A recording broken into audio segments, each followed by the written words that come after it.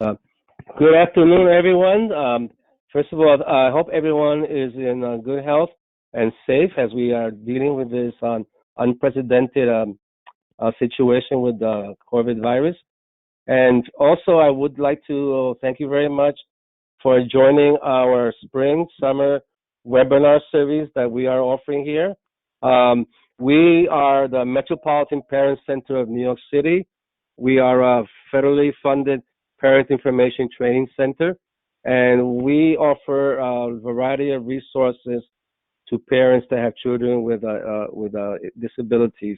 One of them is the one that you are participating in, which is one of these informative webinars on a very interesting and important topic that I'll introduce in a second. My name is Godfrey Rivera. I'm the principal parent trainer at the Parent Center, and I'm joined by my colleague Doris, who is handling the technical component about this. And then I'll introduce now our speaker, Catherine Aquino Melendez, who is a guardianship attorney, and she'll give you more information about her job and how she does that in a moment. I just want to run through a couple of things before we start, a couple of housekeeping services. First of all, this is basically a one-way communication.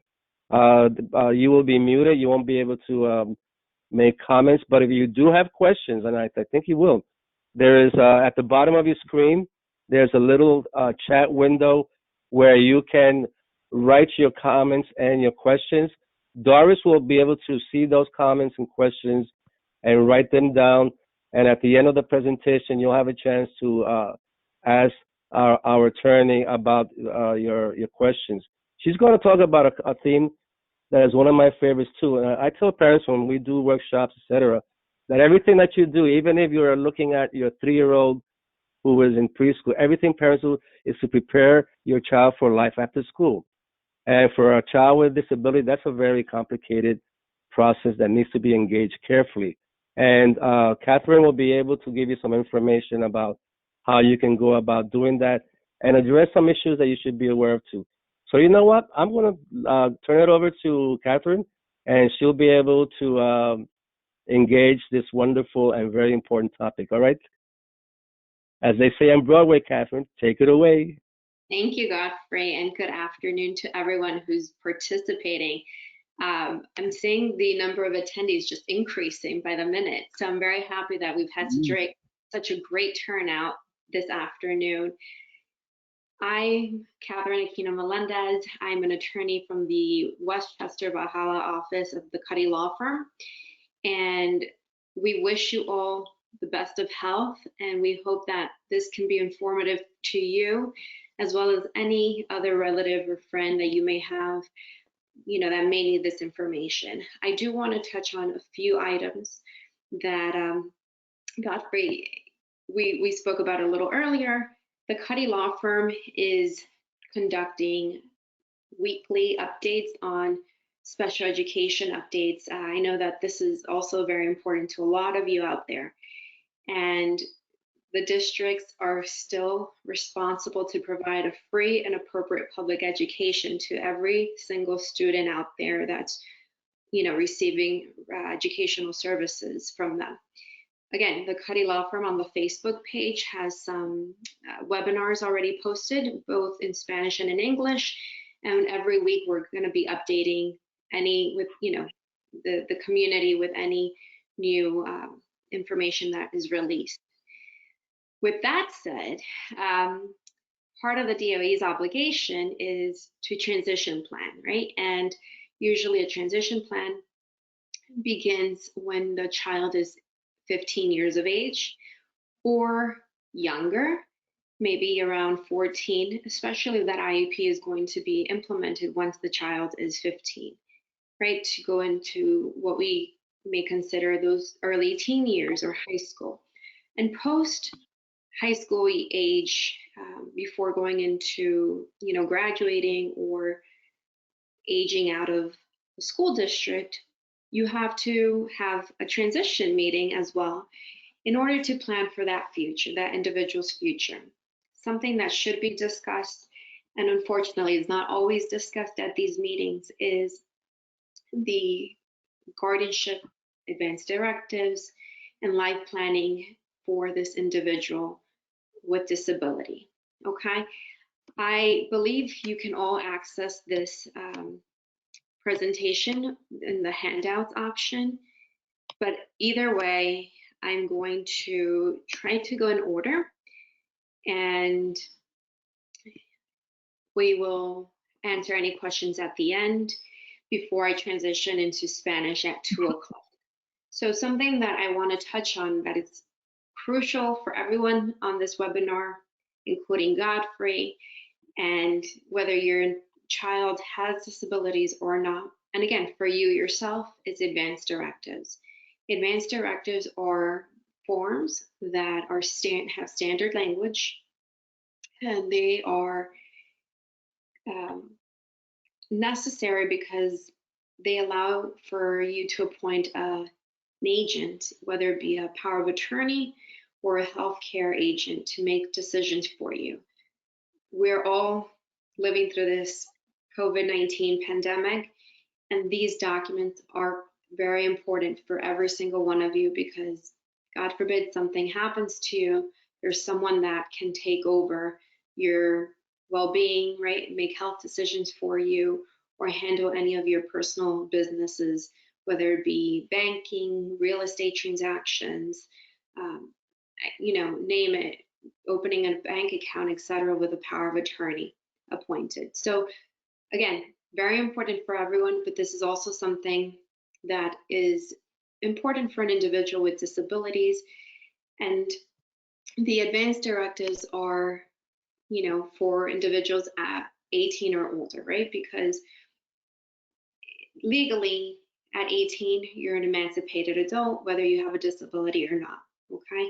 So whether your child has a disability, maybe, nonverbal and, wheelchair bound or whatever the case is, severely autistic or, more significant disabilities or a combination of disabilities, some parents feel that they still have a say in their child's life. And, they should be allowed to make health decisions for that child. But the reality is that legally they're adults and you no longer have say for that individual's life. And because of that, there's some options, right? There's guardianship and advanced directives. But with the advanced directives, ideally it's for individuals that have the capacity to understand what they're executing or signing, right? There's a power of attorney, there's healthcare proxy, there's a HIPAA release, a disposition of remains, and a living will. The power of attorney allows you to appoint an agent to act as your power of attorney. And like I said, they can do real estate transactions for you. They can go to the bank, open accounts for you, to handle any legal duties and responsibilities that you may have if you can't act. A healthcare proxy allows for you to appoint a healthcare agent to make health decisions for you. And again, this is very important during this time that we're living in. A HIPAA release, we all sign HIPAA releases when we go to the doctor, right? But this HIPAA release allows for all of your medical information to be released to your agent and your healthcare agent, as well as any medical information to any guardian, if necessary, to be appointed a guardian ad litem, if you find yourself in that situation. Disposition of remains and a living will. These are two documents that usually, at least at our firm, we don't have young adults execute. It's a very difficult situation to have to think about who you want to, make these decisions for you, end of life decisions.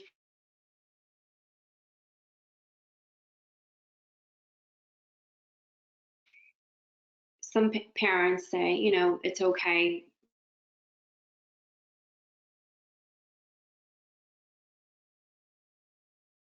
They can handle it, and that's fine. Then we'll cover that. But every adult should definitely have this. Very important documents, advanced directives for everyone involved.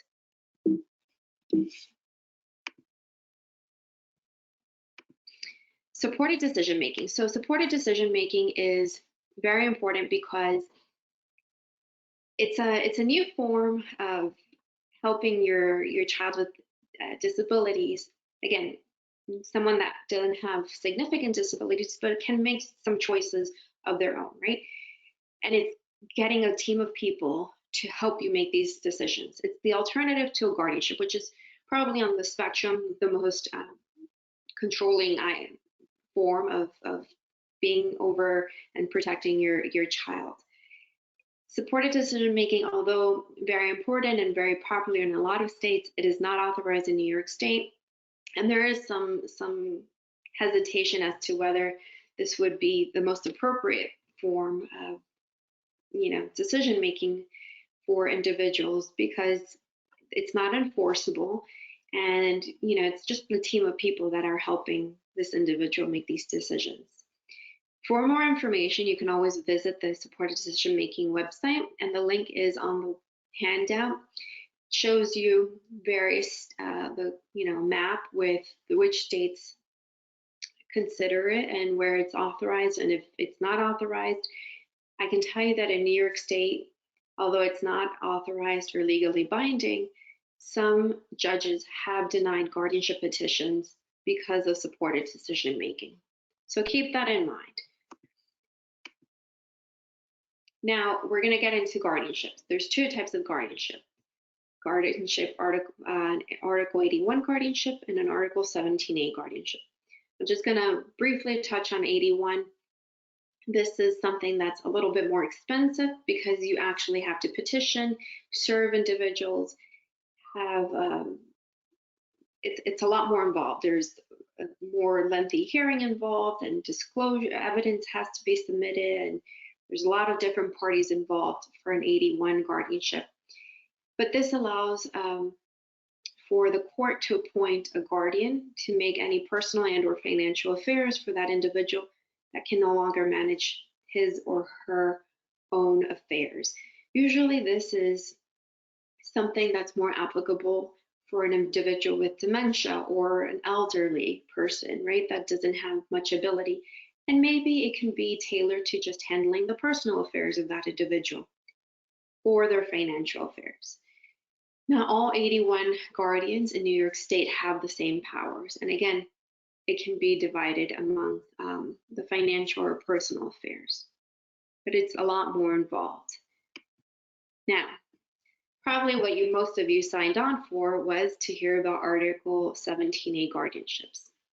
And Article 17A guardianships are fantastic, but again, hot topic in the legal world because there's a debate whether the individual should consider supportive decision making or a guardianship, right? And if a guardianship would be appropriate at this time versus later on, and if the individual's rights are going to be terminated in its absolute. And unfortunately, yes, right? Article 17A guardianships, it's plenary, and it basically allows for the guardian to control everything about that individual's life. The individual, also known as the ward or the respondent, basically loses all say in their life. Financially, if they have any property, you can petition to be the guardian of their property and or their person, in which case they also lose all of their person abilities, or not abilities, but say in what they can do with their own person. Something that is never lost, though, is their constitutional rights.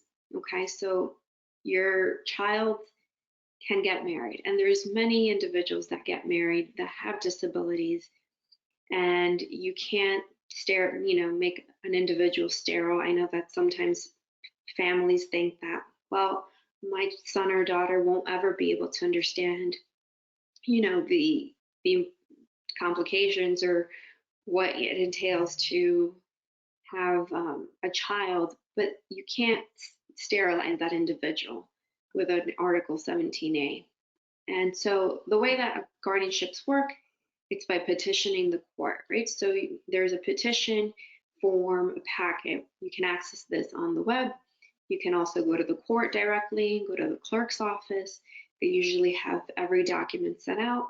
And one thing that we always tell clients is that the clerks are friendlier to you than they are to attorneys.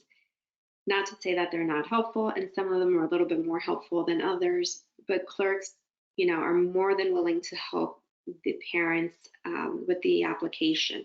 So don't be afraid to go to the court and get these documents yourself. You don't need an attorney to prepare guardianship.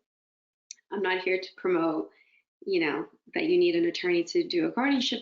We do suggest that if it's a contested guardianship, meaning that somebody's, there's going to be a conflict, right? Maybe the mother wants to petition for guardianship, but the father is not in agreement, or there's other legal issues involved. In that case, do seek the advice and the representation of an attorney. But usually families can go to the court and get these documents and call the clerk, or, go up to the clerk's desk and ask for assistance in filling out these documents. Again, this is only applicable once your child reaches the age of 18 and has a qualifying disability, okay?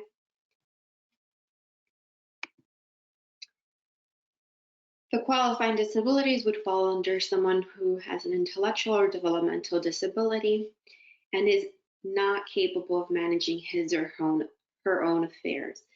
Sometimes there's individuals, that can travel and commute and even know about, how to, how much it costs to buy an iPad or buy apps on the iPad, but then don't really know, how to bank appropriately, or, they hand over to a cashier $10 when the transaction was $5 and they should be getting $5 in return, and they just walk out of the store.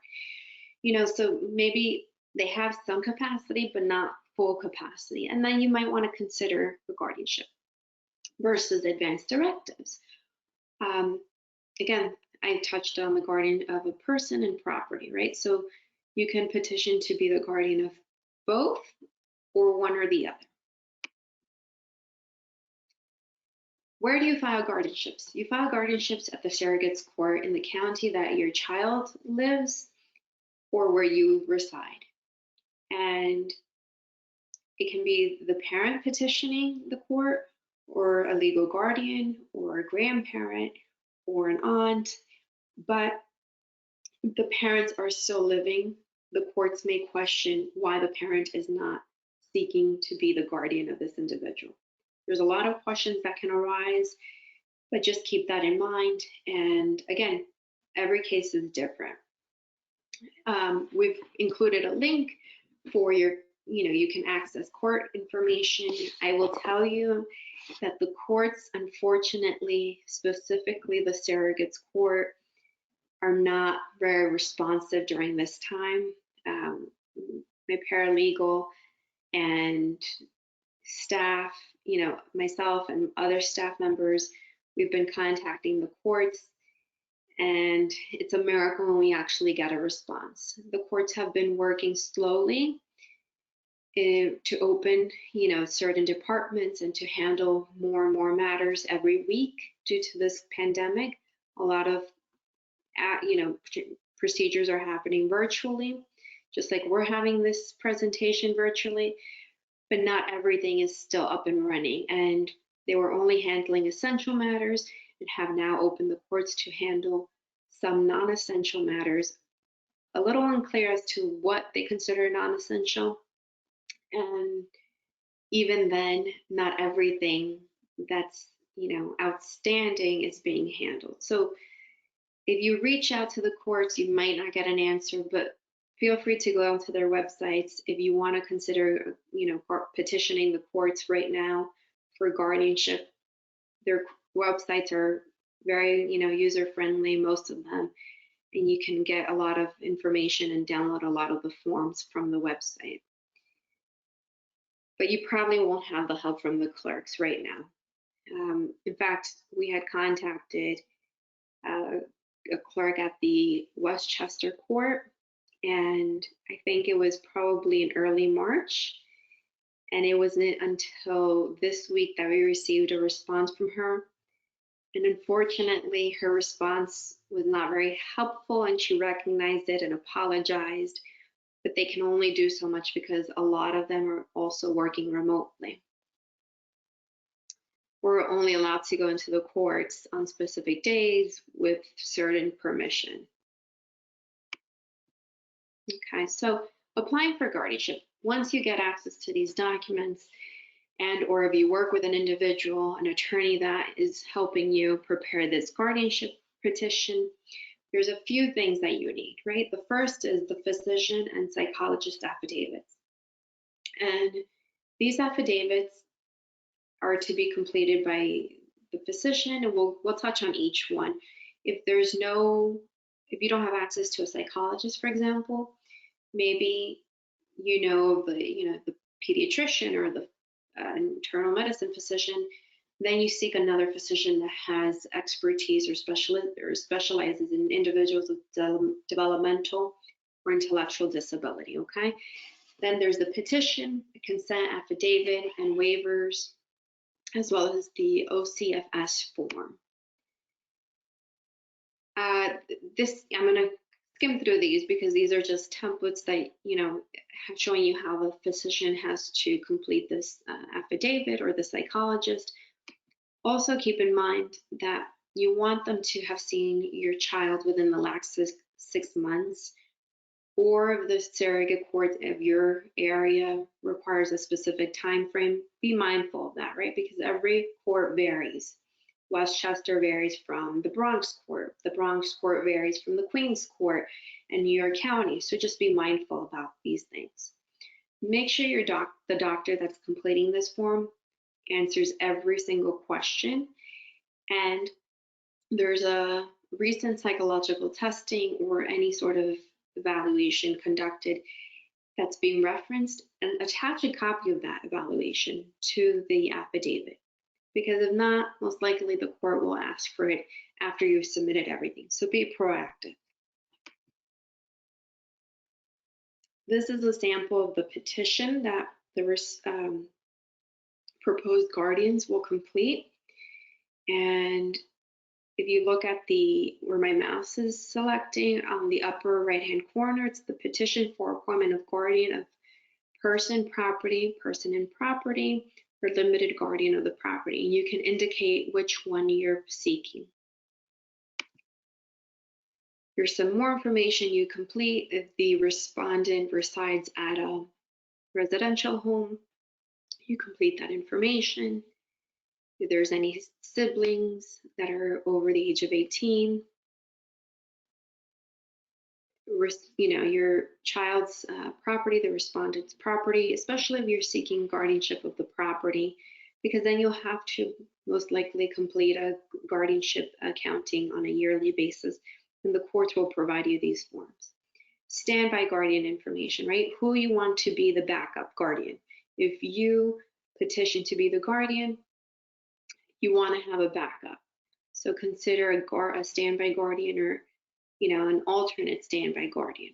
The doctors, who's completing the affirmation, why you should be appointed the guardian, how long you've known the individual, the respondent, right? Your educational background. And one very important thing to keep in mind is that a guardian cannot, or a proposed guardian, cannot have any convictions for, criminal charges, felonies, or be addicted to any narcotics or alcohol. The background check is somewhat conducted of the adults, and I say somewhat because it's really primarily about child abuse. It does a 20-year address history. Some individuals that have resided at the same place for many, many years, it's very easy for them to complete this. For some, it's a little harder because you've moved around so many times. You do your best in completing your 20-year address history. If you can't remember a specific street or apartment number or whatnot, the courts sometimes are a little flexible about this, but most of the time they require your, every address of the last 28 years, because this allows them to do a background check regarding the adult that's seeking guardianship, any other individual living in the household who's an adult, 18 years or older, right? If you're petitioning but your partner is not, they want to do the background check of that individual, of your partner, because if you were to become the guardian in case that respondent has to live with you, they want to make sure that they're not in danger because your partner has, a criminal history. Background checks to see if any children were also abused. This form goes up to the state capitol in Albany, and they process this. And then they send it back to the court with the clearance. Waivers. Waivers are for those who are not petitioning to be guardians. Usually if the parents are not petitioning to be guardians, they'll have to complete a waiver. If an adult sibling is not a proposed guardian or even a standby, they'll have to complete a waiver. Sometimes certain counties will also require standby guardians to complete waivers. Simply a form that looks similar to this, and you fill it out. And then there's consent, right? Standbys and alternative standbys consent to service. So one thing to keep in mind is that all of this will eventually have to be served to the appropriate parties, right? Including the individual you're seeking a guardianship over. So sometimes, that individual will have no clue what you're giving them, and they might just think it's another piece of paper, but you have to do the act of serving them. And so you have to, in order to avoid having to serve everyone or, the standbys, for example, you can have them fill out this consent to not be served. If they don't sign it, you have to serve that individual, okay? Or those that are waiving the guardianship right. So some next steps is once you have all your documents completed, you have every evaluation that's referenced in the doctor's affidavits, you have a copy of your child's birth certificate, you've completed any special forms that specific court that you're petitioning to has required you to complete, you've served everyone, you file everything at the court, right? The court will issue a citation of the hearing date, and that citation has to be served, like I said, to the respondent, the person you're seeking guardianship over, and any other interested party unless they consented to waive service. You also need to send a copy to Mental Hygiene Legal Services, any group home, right? If your child lives at a group home, you'll have to serve them at the group home, and the primary person at the home, the leader of the home, sometimes someone else, right? Affidavits of service then have to be submitted to the court. Mental Hygiene Legal Services will then appoint an attorney who's going to represent that respondent, and they'll go and interview you, they'll call and schedule an interview. Sometimes they even interview standbys to make sure that they're going to be appropriate, and also they may interview the respondent, right, to make sure that this guardianship is appropriate and that you're not abusing of the legal justice's ability to appoint you as a guardian. A lot of families are, almost afraid of having the mental hygiene legal services come because they say, well, what if my child, says, oh, I don't want mom and dad to be my guardians. Like, I can handle my own business. I'm good. I don't need that. Mental Hygiene Legal Services has experience. They do this on a daily, and they'll be able to determine, if this individual just, is saying this because it's kind of like what they say, or if they really don't need this guardianship. They will then prepare a report and submit that to the court with their determination as to whether a guardianship is appropriate. And this is what the citation will look like. Sometimes the court will submit its own citation. Fingerprinting. This is not required by every county. Some counties require it, some don't. The mental hygiene legal service interview. And then after your report is submitted to the court, a hearing will take place. Who needs to be there? How long it will take? It all varies court to court, right? Westchester County, these hearings take place in the mornings on a specific date, once a month on the judge's calendar. All these guardianship hearings are taking place in one room. Everyone's there together from various petitioners are all sitting in the same room, their attorneys. Some individuals take the respondent, although maybe the surrogate judge, right, may say the individual with disabilities doesn't have to appear. If you're being represented by an attorney, your attorney can appear on your behalf. The petitioner doesn't have to appear. It's a very quick in and out procedure. New York County, they will have the petitioner appear. Usually it's up to the surrogate to determine whether the individual with disabilities has to appear or not. Again, it varies very much, right? Because that surrogate in New York County will have more of a meeting with the petitioners versus the attorney, and it's a one-to-one interaction. It's not a room filled with other petitioners. It's just that one petitioner with their attorney, if they're represented by an attorney. And so every surrogate has their own way of handling guardianships. After everything is said and done, guardianship orders and letters will be issued. Again, Westchester will mail it to you. New York County will say to you, stand by, wait in the halls. Beautiful court, by the way. And we'll get you these letters in 5 minutes. So, every court is different. Any questions?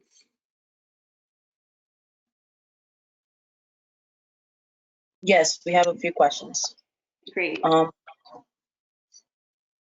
to apply for guardianship to my child who is 18 years old with the intellectual disability? So how to apply for guardianship. So again, you'll have to contact the county that you reside in, their surrogate court. If, again, right now it's a little hard to get a hold of them, but you can go on the website, access the forms online. If you'd like to work with an attorney, contact an attorney and set up a meeting. The attorneys usually, at least at our firm, we prepare everything and we handle everything. We complete every form for you. We reach out to every doctor. We serve everyone that needs to be served. We handle it all. But if you're doing it pro se, you can go on the website of your county's surrogate court and get the forms online. Okay, moving on. Do you have the presentation in English? Thank you. That was apparently somebody that does not have, well, the second half will be in Spanish if you guys have to stick around for 2 o'clock, correct? Yes. When should a parent file for guardianship to start the process? I'm sorry, when or where? When should a parent start to file for guardianship? Yeah, very important. So a guardianship should be considered around the age of 16, 17 years of age, because by the age of 18, that individual is a legal adult. So you want to avoid any gap in making decisions for that individual if they're a candidate for guardianship. So around the ages of 16, 17, some families start as early as 15, right? And it gives you some wiggle room because sometimes doctors take a little longer to complete these forms. Maybe new evaluations have to be conducted. You want to give yourself some time in order to avoid your child reaching the age of 18 and then not having guardianship over them and then trying to get guardianship. It can take sometimes 6 months to 12 months, depending on how quickly everything's moving along at the courts. And some courts are a little backed up, so you definitely want to give yourself some time. Another question was, due to this pandemic, the child's evaluation was not able to be completed. So, can I submit the application without all the documents? No, do not submit any application for guardianship without all the documentation, because it will get kicked back. And also keep in mind that the surrogate court is not accepting anything that has not already been submitted. So I do have a point. Let me see. There's some information, the executive order, right? Or I'm sorry, Westchester Court, Surrogates Court, has only deemed essential matters to be heard. Essential matters already in Surrogates Court to be heard virtually, and you can't file anything that's not already been submitted. So please do not file it. It's not going to go in.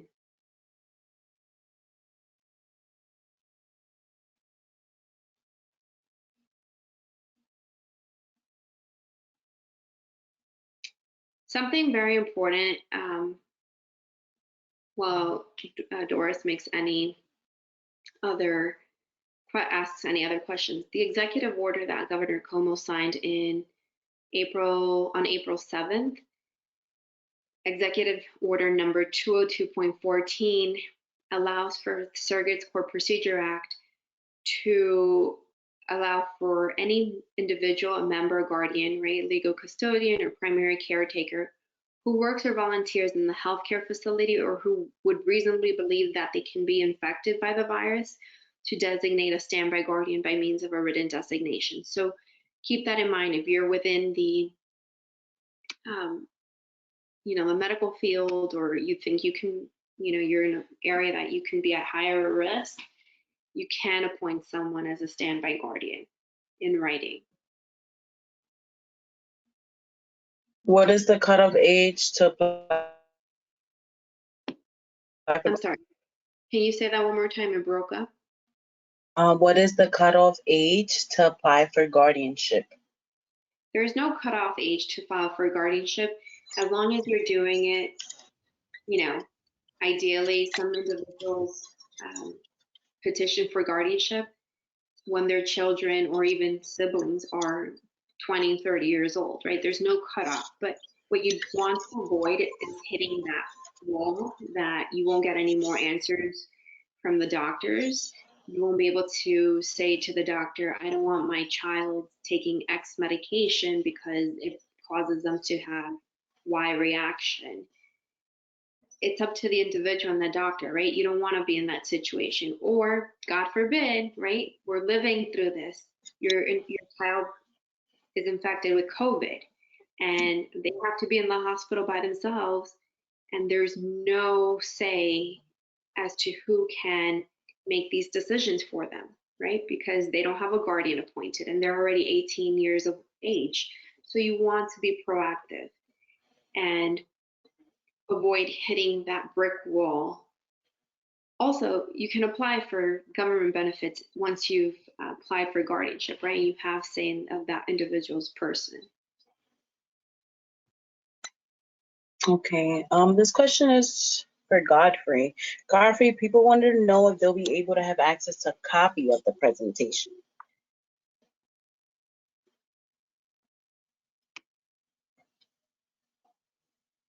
Godfrey?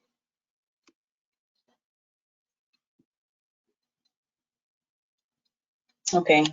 I believe, Catherine? I'm seeing Yes. handouts on my screen. I believe that they may be able to access it on the handout section, because I see the PowerPoint saved there. But I don't know if everyone has. Another question is, what is the difference between Guardianship 17A and a durable power of attorney? So durable power of attorney, it's a document that's revocable by easily ripping up the document, right? The individual that signs it, executes it, can rip it up, and that's it. It's no longer in existence, because the power of attorney comes into existence once it's executed and dies with the individual or if terminated.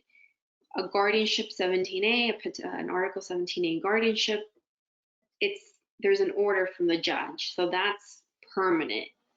And the biggest difference is who can execute an advance directive, a power of attorney, or who should be a candidate for a guardianship. Not everyone can execute a power of attorney, and if they don't have the capacity to understand what they're signing, maybe a guardianship would be most appropriate. Or vice, maybe if they have capacity, the power of attorney is more appropriate than seeking guardianship. Okay, I don't think let's see if I word this correctly. How much does your firm change to prepare the documents? So I'm thinking charge, right? So we have a consultation. The consultation is $500, and that's applied to the retainer. Aside from that, I can't give you a specific amount because it all varies. Cases by cases vary, so I can't give you a specific amount. But I will tell you that if you do come in for a consultation, we touch on every single point from estate planning on your end to guardianships, special education issues, if there are any issues. With regards to special education, we do work on a sliding scale, and we hit every single point. And if you never retain us or take anything out, you're always going to leave a consultation with a tag list and the summary so that you can use it for the rest of the time. How can individuals apply to be their own guardian if they already have a legal guardian in place? How can an individual apply for a guardian if they have a guardian already in place? How can the individual apply to be their own guardian if they already have a legal guardian in place?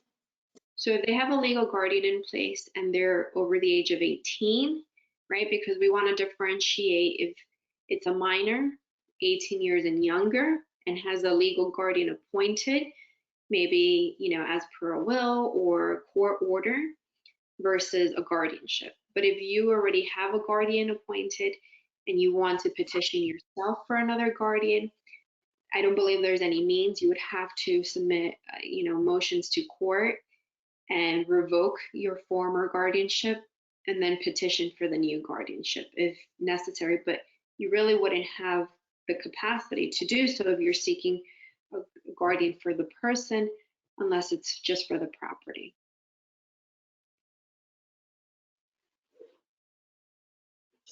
Let's say that your grandmother is your legal guardian. Can she also apply to be your guardian? Well, if she's already your legal guardian, there's no need really to seek a guardianship. If it's, I don't know, I guess I would need more information, right? But if that individual would like to call the office, we can set up a consultation. I'm happy to have that meeting with that individual, but I feel that this is a little bit more specific, and I would need more information to give an answer to that. Can you begin to apply for guardianship as early as 3? No, I wouldn't recommend that you apply for guardianship as early as 3 because a 3-year-old, has a long way to go, right? There's a lot of developmental changes happening for a 3-year-old, and even into young adult, puberty and adolescent years. So probably hold off. It's definitely good that you're thinking about it, but hold off at that, until they reach about the age of 14, 15 years of age, because a lot can happen between age 3 and 18. Some kids' disability might even disappear by the time they're 18, right? So you don't really know, and you don't want to get ahead of yourself. Besides, a court won't approve a guardianship at the age of 3. Another question is, what about if the individual is nonverbal? How can the parents still file? If the individual is nonverbal? Yes. The individual that they're seeking guardianship over. Sorry, Catherine? The individual that they're seeking guardianship over? Let me go back to the question. What if the individual is nonverbal? How can the parent still file? Will she get assistance?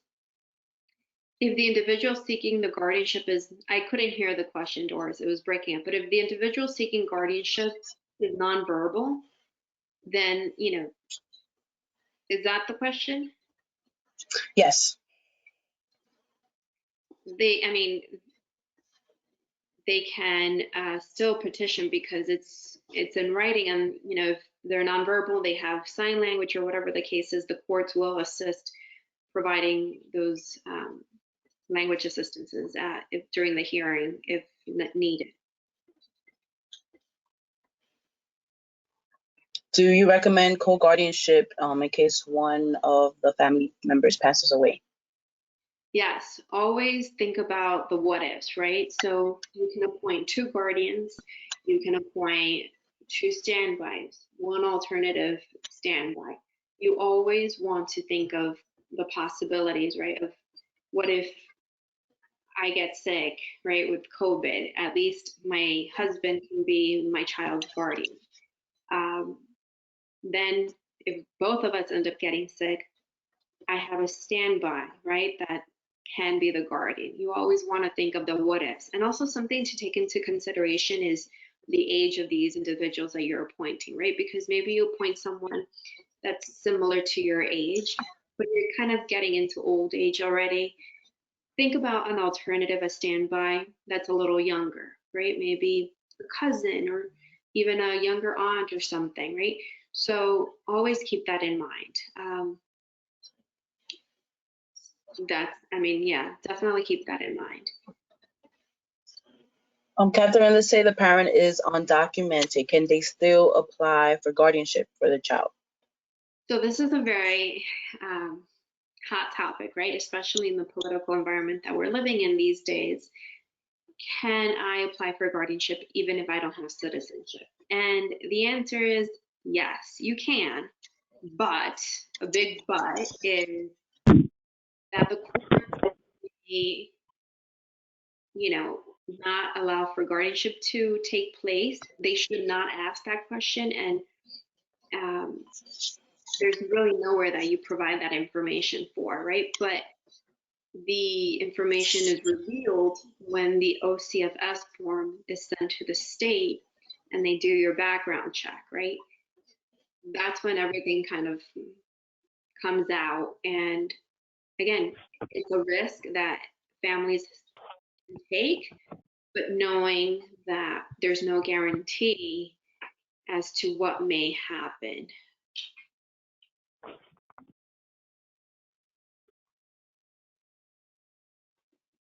I'm just scrolling down. Can you designate a different guardian later on when you would like a sibling to take over guardianship? Can you assign a guardian to take over when what? Can you designate a different guardian later on when you would like a sibling to take over guardianship?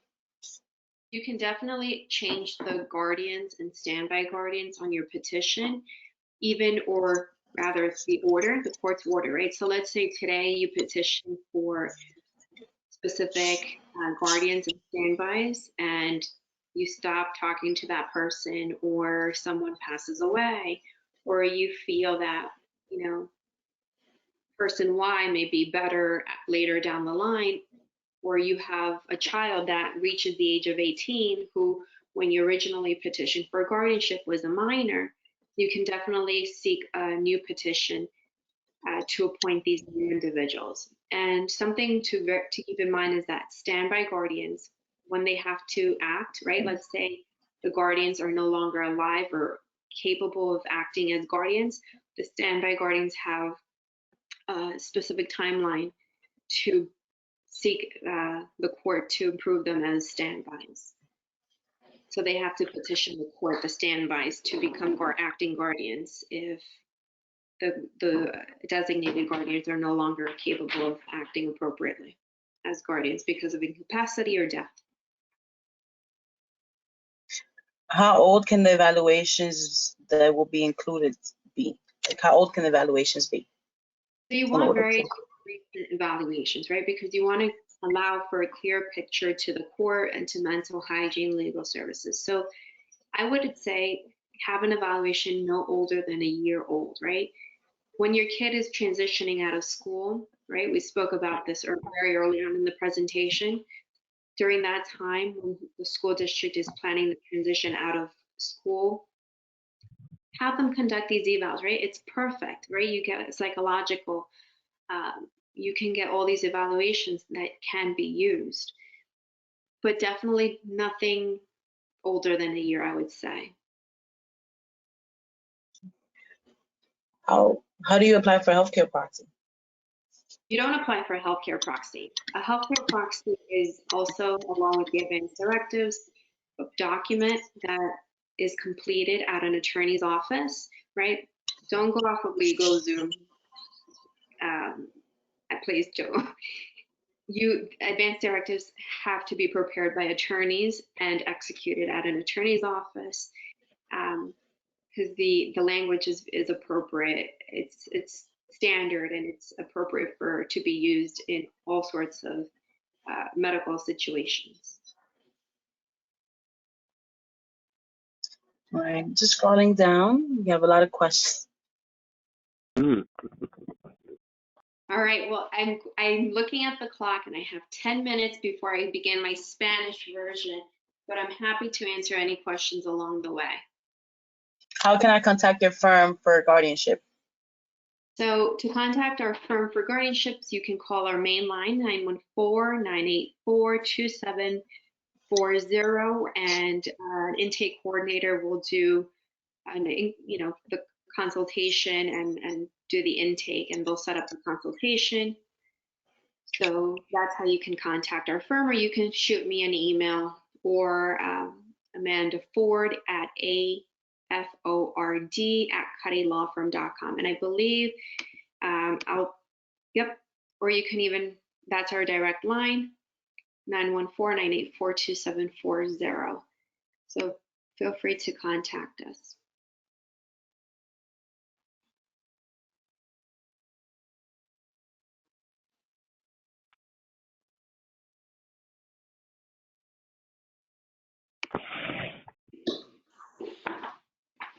This question is specifically for you, Godfrey. Does Synergia offer assistance for families completing DIY forms or no of other agencies? You hear me? Yes. All right. What kind of form was that again? DIY form. DIY form. Wow, what the heck did that mean? It's the do-it-yourself form on the court website. The do-it-yourself form, that's what it stands for. Yeah. No, I don't have any information about that point. I'm sorry. I mean, I've used it before. It's a great program through the court website. The court will go through and ask you a bunch of different questions, and it will automatically fill in the petition for you based on the answers to those questions. So it's an extremely useful tool, and I definitely recommend, if you're interested in petitioning for guardianship, to check it out. I definitely will. Thanks for notifying us of that. Thank you, man. We appreciate that. Catherine, I have a quick question that just occurred to me. Thank you very much for this important information, but I was wondering, I am designated, guardianship or guardian for an individual, and for whatever reason, I have to move out of the state, and I've lost contact with the standby. What happens to that situation in reference to the person that needs guardianship? So if you're the designated guardian and you have to move out of the state, you've lost touch with the standby, ideally your responsibility is to continue being that individual's guardian, right? And looking out for that individual. If you've lost touch with the standbys, I mean, there's only so much you can do. And unfortunately, there's not a whole lot of supervision over these guardianships, right? And that's why there's so much debate as to these guardianships, because there's no real monitoring once a guardian's appointed. Versus in an Article 81, there may still be those designated guardians, or possibly a guardian ad litem that's every now and then checking in, but not even. So there's really not much to be done, Godfrey, with the exception of trying to either repetition the court to designate new standbys, but those standbys that you've lost touch with are going to have to either waive the service, right, or consent that new standbys be appointed. That may be a little bit of a difficult conversation to have. It's happened to us, and it can be a little complicated, to say the least. I agree, and you're right. The reason why I brought it up was I was concerned about that monitoring piece. If there is an office in the surrogate courts that's responsible for doing that, or making sure that the guardianship agreement is taking place, but apparently there's not that many protections at this point. No. Hey, thanks for the information. All right, guys. Appreciate it. Any other So I think we questions? should wrap it up. No, we do not have any more questions. Okay. Well, thank you to everyone who participated, and I hope you learned a lot, and I hope that you stay well, to all of you, and wishing great sanity, right? Because we have to be sane during this time, and health to everyone. Thank you, everyone. Please stay in good health and visit our website for more information about upcoming webinars. Thank you very much. Have a great day. Thank you.